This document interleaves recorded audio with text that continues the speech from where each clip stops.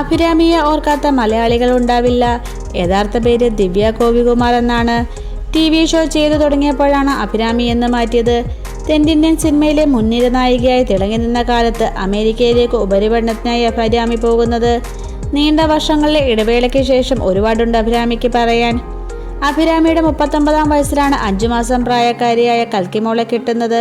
മോളെ ദത്തെടുക്കാനുള്ള നടപടിക്കും സിനിമയിൽ നിന്നും വീണ്ടും സജീവമാകാനും അമേരിക്കയിൽ നിന്ന് ബാംഗ്ലൂരിലേക്ക് താമസം മാറ്റി.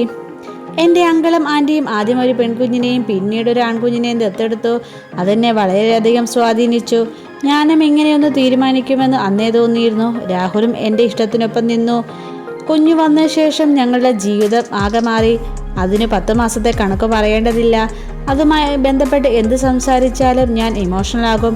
മോക്ക് യുണീക്കായ പവർഫുൾ ആയിട്ടുള്ള ഒരു പേര് വേണമെന്ന് തോന്നി. അങ്ങനെ കൽക്കി എന്ന് പേരിട്ടു. അഭിരാമി പറയുന്നു.